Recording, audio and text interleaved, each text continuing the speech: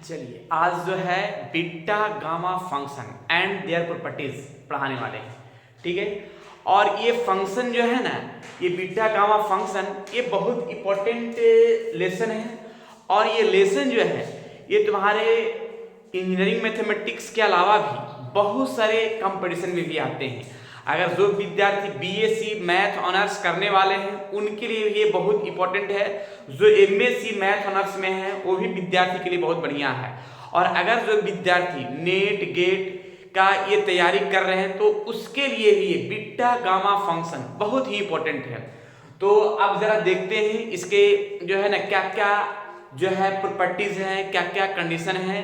लेकिन beta gamma function को लिखा हुआ है यूलरियन इंटीग्रल, यानी यूलरियन इंटीग्रल में टर्म आता है दो पार्ट, एक बीटा फंक्शन और एक गामा फंक्शन। बीटा फंक्शन को हम बोल सकते हैं फर्स्ट यूलरियन फंक्शन और गामा फंक्शन को बोल सकते हैं सेकेंड यूलरियन इंटीग्रल। क्लियर?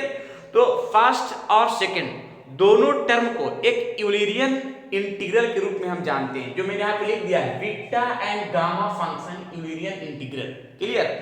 तो सबसे पहले हम दोनों को हम पूरा टर्म में डिफाइन करके लिख देते हैं, उसके बाद टोटल टर्म समझाएंगे क्या क्या इसका टर्म होता है। ठीक है, चलिए तो दोनों का जरा हम एक टर्म पूरा डिटेल से समझते हैं, इसका क्या क्या मेन कंडीशन में लिखा है बीटा एंड गामा फंक्शन को। तो सबसे पहले बीटा फंक्शन के बारे में कुछ लिखे हैं, जरा देखिएगा।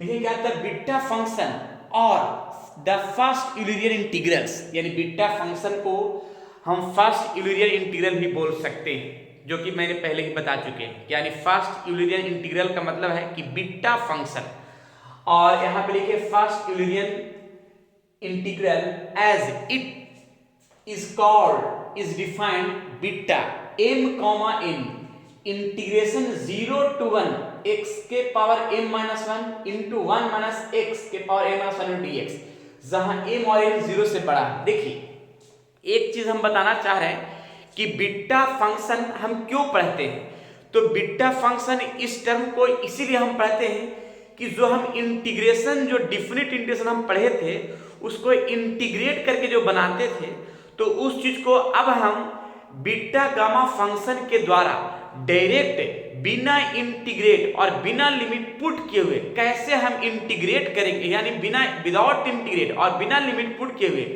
बीटा गामा फंक्शन को यूज करते हुए डायरेक्ट इंटीग्रेशन करना है, डायरेक्ट इंटीग्रेशन का वैल्यू बनाना है, वो बीटा गामा फंक्शन में बताता है। यानी बीटा गामा फंक्शन का एक डायरेक्ट रूल क्या है कि बिना इंटीग्रेशन और बिना लिमिट पुट किए हुए डायरेक्ट हम उसका वैल्यू बनाना है, वो बीटा गामा फंक्शन ही बताता है।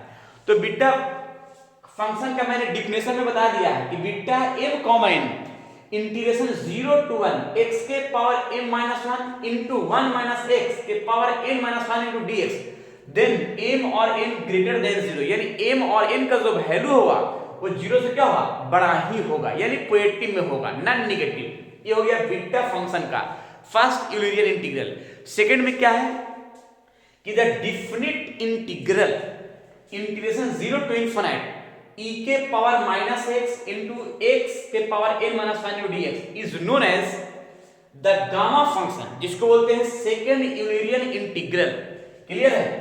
Is denoted by the symbol, ये गामा फंक्शन का इंडिकेट है। ये गामा फंक्शन का इंडिकेट हम इस तरह से करते हैं या तो फिर इस तरह से कर सकते हैं, यानी ये गामा फंक्शन का हो गया और ये हो गया बीटा फंक्शन का हो गया, सामने दिख रहा है। क्लियर है? अब हम दोनों को एक एक करके एक्सप्लेन करेंगे कि बीटा फंक्शन का क्या है टर्म और क्या उसका प्रॉपर्टी है, फिर गामा फंक्शन का क्या है टर्म और क्या उसका प्रॉपर्टी है, फिर बीटा और गामा दोनों का रिलेशन बताएंगे और दोनों को मिला करके एक टर्म बनाएंगे जो किस तरह से हम सॉल्यूशन करेंगे। क्लियर?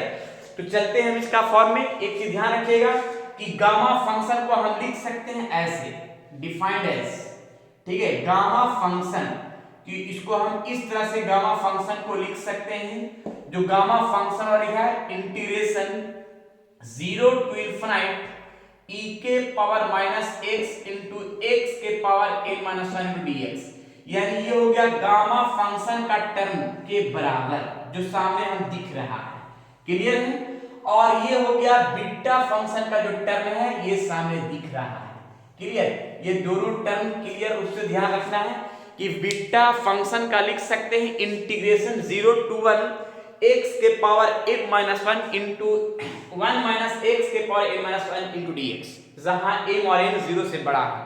और गामा फंक्शन को लिख सकते हैं 0 to infinite e के power minus x into x के power n minus 1 dx। Clear है, ये बीटा और ये गामा फंक्शन का, दोनों का एक्सप्लेन हम अलग से पूरा डीप में करते हैं एक एक करके। चलिए नेक्स्ट नोट कर लिया जाए, इसको ध्यान से जो भी टर्म है समझना है, जहां पे अगर डॉट हो उसको कमेंट बॉक्स में जरूर बताना है ताकि हम इसको कॉन्सेप्ट को क्लियर कर सकें पूरी तरीका से। चलिए ठीक है, इसको नोट कर लें, फिर आगे हम बढ़ाते हैं, पूरा डीपली पूरा एक्सप्लेन के साथ पूरी बेहतरीन एग्जांपल के साथ चलेगा। चलिए अब बीटा फंक्शन का पूरा एक्सप्लेन हम स्पेशल प्रूफ में पूरी तरीका से, क्या इसका डिफिनेशन का डिफाइन किया गया है, क्या इसका प्रॉपर्टी होगा, इसके बारे में पूरा डीप से जानकारी देते हैं पूरा बेहतरीन एग्जाम्पल के साथ। बस ध्यान से इसको पढ़िएगा पूरी तरीका से। क्लियर है, चलिए अब बीटा फंक्शन का थोड़ा डिफिनेशन के रूप में हम पूरी तरीका से चलते हैं। If m, n are positive then the definite integral denote by beta m, n is defined as beta m, n defined क्या है, इंटीग्रेशन 0 to 1 x के power m minus 1 into 1 minus x के power n minus 1 into dx, where m और n 0 से क्या है, बड़ा है, इज कॉल्ड बीटा फंक्शन। यानी बीटा फंक्शन का फॉर्म जो है इसी रूप में बताया गया है, इसके बराबर इस तरह का फॉर्म होगा, वो बीटा फंक्शन का टर्म हम डायरेक्ट लिख देना है m और n का फॉर्म। अगर यहाँ पे जो भी फॉर्म रहेगा वो यहाँ लिखाएगा। क्लियर है, तो इस फॉर्म को हम डायरेक्ट इतना के रूप में हम लिख सकते हैं, यानी इंटीग्रेशन 0 to 1 x के power m minus 1 into 1 minus x के पावर n minus 1 dx रहेगा। तो इस फॉर्म को हम डायरेक्ट इस रूप में लिख सकते हैं। कैसे लिख सकते हैं, इसका हम एक क्वेश्चन के माध्यम से बताते हैं तो ज्यादा बढ़िया होगा। क्लियर, थोड़ा एक क्वेश्चन दिखते हैं। देखिए अब मैंने ये फॉर्म लिखा है, एक क्वेश्चन लिखा है, इसको कैसे हम टर्म सेट करेंगे, इस फॉर्म में कैसे सेट करेंगे जरा देखिएगा। तो सबसे पहले एक चीज है कि इंटीग्रेशन 0 to 1 मैंने लिख दिया है। अब x के पावर 5 को हम लिख सकते हैं कि इस फॉर्म में हम टर्म सेट करना है, तो x के पावर इस 5 को लिख सकते हैं 6 minus 1 into 1 minus x, 3 को लिख सकते हैं 4 minus 1 into dx। अब इससे तो एकदम परफेक्ट दिख गया कि इंटीग्रेशन 0 to 1 x के पावर m minus 1, यानी m का जो फॉर्म होगा यहाँ पे 6 दिख रहा है, माइनस 1 जो टर्म सेट किया है 1 minus x, और n का जो टर्म है वो क्या दिख गया 4 और 1 into dx। यानी ये फॉर्म जो है डायरेक्ट इस रूप को हम लिख सकते हैं m, n के फॉर्म में, यानी लिख सकते हैं m मेरा आ जाएगा 6 और n आ जाएगा 4। यानी ये जो इंटीग्रेशन है इसको बीटा फंक्शन के रूप में डायरेक्ट लिख सकते हैं जो सामने दिख रहा है। क्लियर है, तो इस तरह से हम टर्म को सेट कर सकते हैं बीटा फंक्शन का रूप का कहानी। क्लियर, चलिए और भी हम दिखाते हैं, क्वेश्चन तो जरा क्लियर हो ही जाएगा।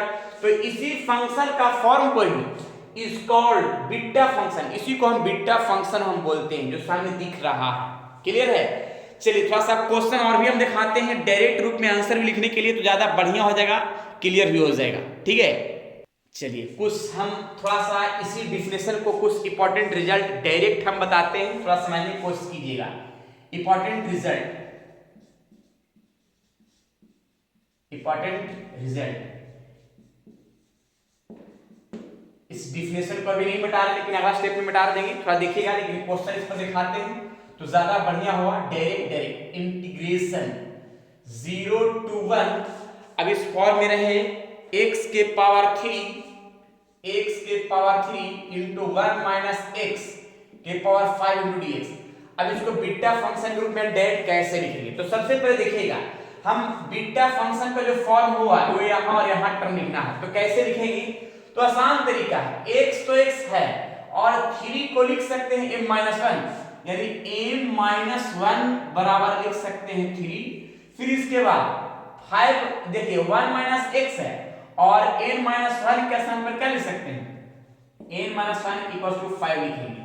अब यहां से m और n का वैल्यू दोनों को हम निकाल लेते हैं। देखिए कैसे, यानी m बराबर जो टर्म मेरा यहाँ 3 - 1 जाएगा 4 और n बराबर ये माइनस इधर का आएगा 6 आ जाएगा, यानी m और n का जो फॉर्म है 4 और 6 है, यानी 4 और 6 के रूप में सामने दिख गया। तो जो इंटीग्रेशन लिखा हुआ है इसको डायरेक्ट बीटा फंक्शन के रूप में हम इस तरह से सेट कर सकते हैं। क्लियर है? और जरा हम क्वेश्चन दिखाते हैं तो जरा और क्लियर होगा, डायरेक्ट भी लिख सकते हैं। ठीक है, इंटीग्रेशन जरा देखिएगा।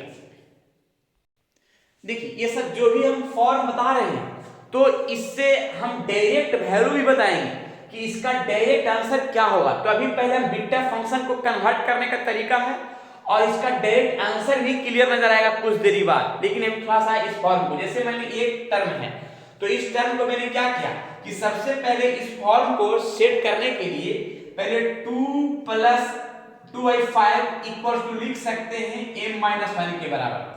फिर मैंने क्या किया कि जो लिखा हुआ है -1/2 जिसको लिख सकते हैं a-1, ये -1 है, इसको इधर लाके प्लस में कर देंगे। तो देखिए इस बीटा फंक्शन को हम लिख सकते हैं 2/5 + 1 जिसको लिख सकते हैं n।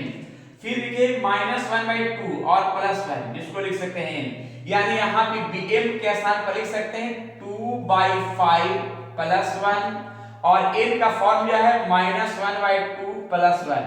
इस फॉर्म को हम टर्म में सेट कर सकते हैं ऐसे, यानी आ जाएगा 2/5 + 1 को लिख सकते हैं क्या 7/5।